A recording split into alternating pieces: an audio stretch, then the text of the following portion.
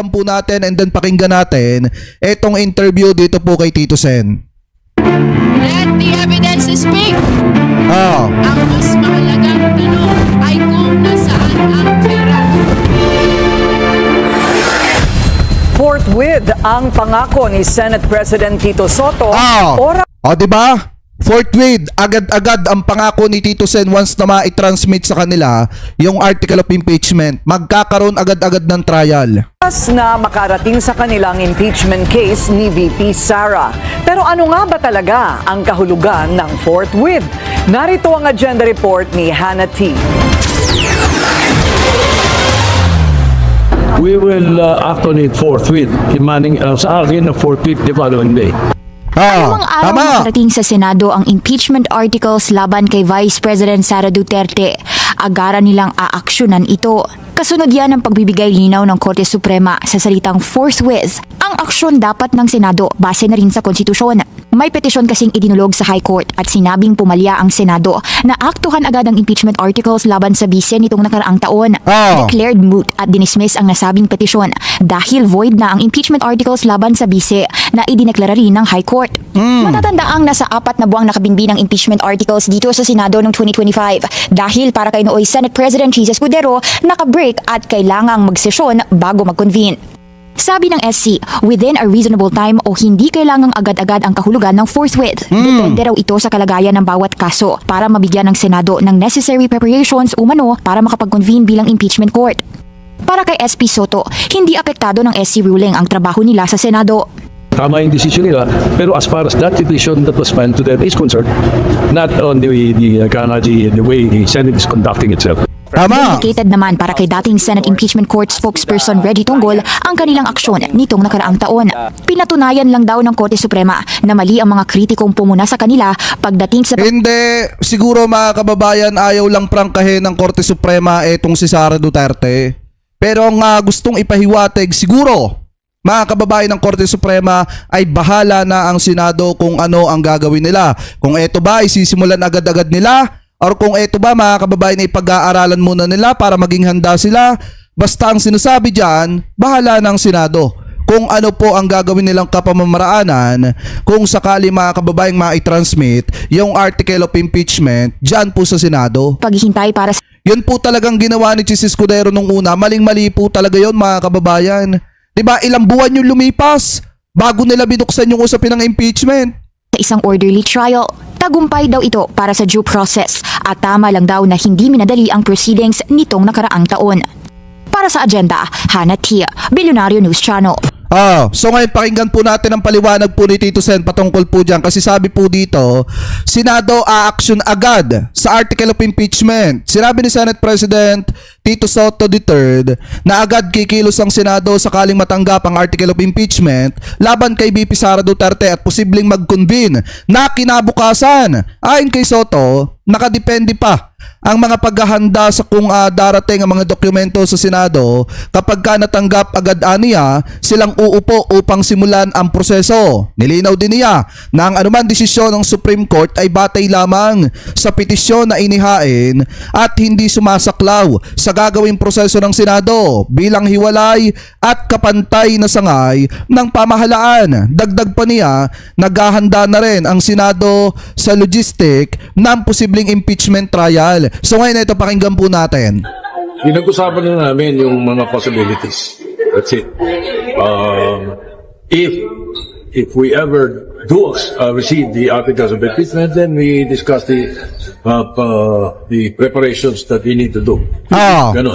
So member naman ng minority present, so he is asked to relate. Halimbawa, mga kababayan, yung gustong i-point dito ni Tito Sen, halimbawa, dumating ngayong araw ang article of impeachment, kinabukasan magsisimula na po agad sila para magkaroon ng trial, para mag-convene ang Senado at upuan itong impeachment ni Sara Duterte. To the other members of the minority suggestions. But again, all these suggestions and preparations and possibilities of timing is depending on whether the articles of impeachment reach the Senate. That's number one. And number two, if it does, then we will have to sit down officially to do that. Di ba? Pati yung schedule na sinasabi namin na probabilities. So no schedule Lahat yet? yan, wala pa.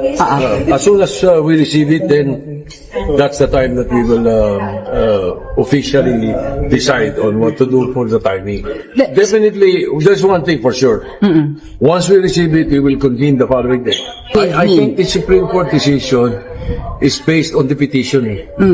It is hindi naman sumasaklaw yung decision niya sa trabaho ng Senado. Tama. It doesn't have anything to do with the work of the Senate. We're a co-equal of branch. That's why tama yung decision nila.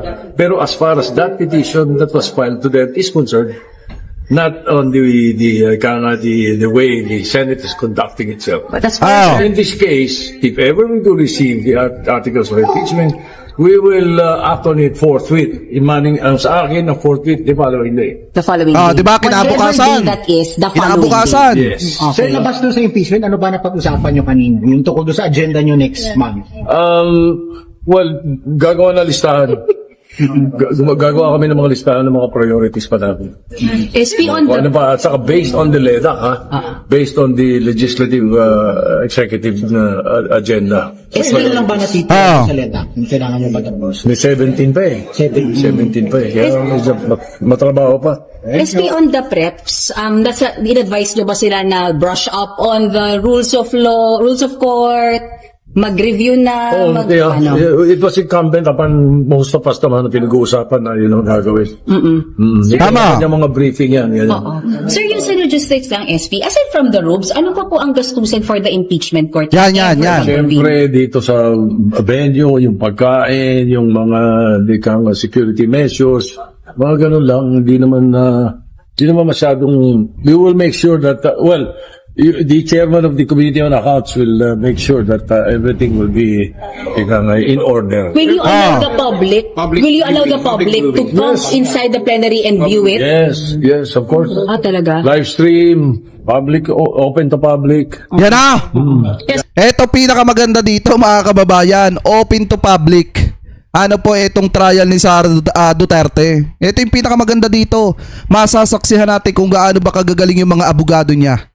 Ano po kung maiidepensa ba siya dito? Kasi kinakailangan na andyan po si Sara Duterte. Ngayon kung hindi atin si Sara Duterte at patuloy po siyang absent kahit dito sa kanyang trial, may impeach po yan. SP from the minority, wala pa naman nag-express ng contention sa possible impeachment. Wala naman. Ando naman si Robin. Wala naman. Sir, may we know sino po yung mga present? Complete po ang majority. Hindi rin. Umalis si Camille. Pero we're related to their... Ilan po kayo to her. kanina, sir? Tapos sila... Merong picture si Migs. Sige po. Okay po. Sir, ilang Pero may nadagdag dumating si Pia at saka si Si Pia at saka si Robin nadagdag sa Senator picture. Marcoleta was there, SP? Wala. Hindi pumunta si Marcoleta doon sa caucus. Si Robin will relate to him yung napag-usapan. But the minority bloc was invited. Of course, You it's invited all Senator Caucus. May pasabi po ba bakit hindi nakapunta yung iba? Walang sabi. SP, another caucus pag inakyat na Si Marcoleta, nasa sa Senado naman yung kanina pero hindi po umatindang caucus. At diba sinabi naman ni Marcoleta na hindi niya daw pinaghahandaan yung impeachment ni Sara Duterte. So alam niyo na mga kababayan kung ano magiging desisyon ni Rodante Marcoleta. Pero para sa akin, kapag kinatigan ng langit mga kababayan, ng panahon at ng Panginoon yung impeachment ni Sara Duterte at kinakailangan mapapanagot siya, mananagot yan. Mga kababayan, maniwala kayo. Gaya nga ng sabi ko sa Senado, sa Kongreso, sa pangalawang pagkakataon may impeach po at may impeach po talaga yan. Ano po, yun yung tingin ko dyan. Mga kababayan, kasi hindi kakatigan ng panahon. Itong ginagawa ni Sara Duterte na pang-aabuso sa proseso ng batas dito po sa ating bansa at pang-aabuso sa pera ng mamamayang Pilipino. Kaya sa pangalawang pagkakataon, mai-impeach po yan at nakakahiya yan para sa isang DD shit mga kababayan na yung idolo mo, sinusuportahan mo, mai-impeach dahil hindi marunong magpaliwanag kung saan dinala yung perang ninakaw sa kaban ng bayan. O biruin nyo, sinusuportahan nyo pa rin kahit ninanakawan na kayo. Diba? Sila, yung mga aligasyon naman nilang ibinabato kay PBBM, wala naman matibay na ebidensya. Samantalang kay Sara Duterte, yung ebidensya na ang tumutuklaw sa mga mata ng mga kababayang Pilipino po natin at sa mga tenga ng mga kababayang Pilipino po natin. Dahil nakikita at naririnig ninyo yung ebidensya mismo laban kay Sara Duterte. Kaya nga mga kababayan, ako naniniwala ako na mai-impeach po talaga yan.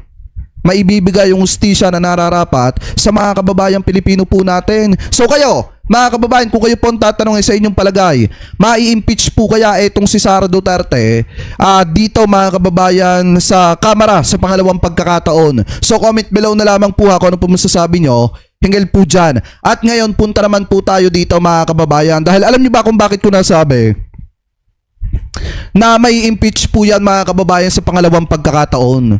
Dahil napakatibay mga kababayan nung ipinresenta dito ni former Senator Laila de Lima at yung sinabi, yung last word na sinabi mga kababayan ni Congressman Benny Abante. Kasi di ba silang dalawa yung endorser nung impeachment complaint number 3 at saka yung impeachment complaint number 4 mga kababayan.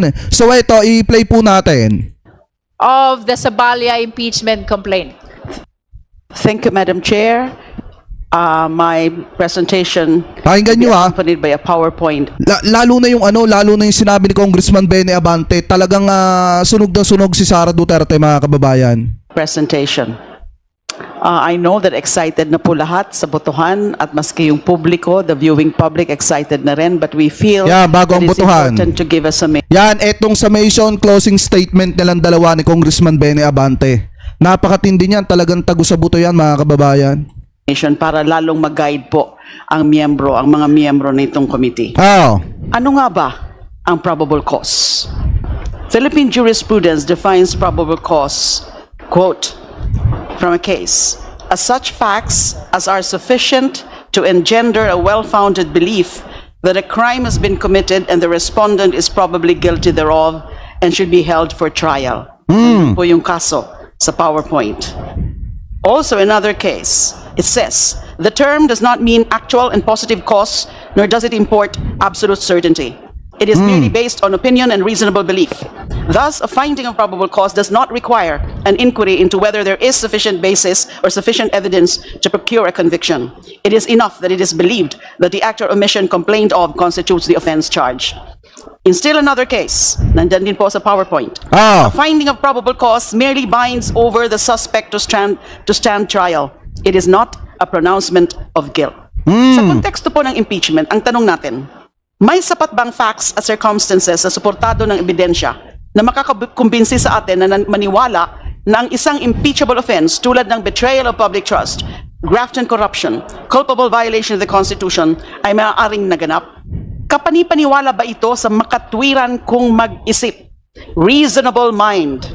Madam Chair, matapos ang 3 clarificatory hearings batay sa mga testimonya, dokumento at ebidensyang iniharap, malinaw ang ating konklusyon. There exists probable cause. Tama! I'll run through the specific... Kasi dahil mga kababayan, nakita na natin Nakita na natin yung ibang mga ebidensya. Although hindi lahat, pero yung ibang mga ebidensya mga kababayan nakita na po natin. Nasaksihan ng mga kababayang Pilipino po natin. Lalo na yung money flow sa bank account ni Sara Duterte at yung pag-confirm ng AMLAC na tumatanggap itong si Sara ng pera galing po sa ipinagbabawal na bato, galing sa sindikato. Doon pa lang mga kababayan, dapat tinatanggal na talaga siya sa kanyang posisyon. Kasi hindi po pwedeng mamuno ang isang tao na tumatanggap ng pera galing po sa sindikato.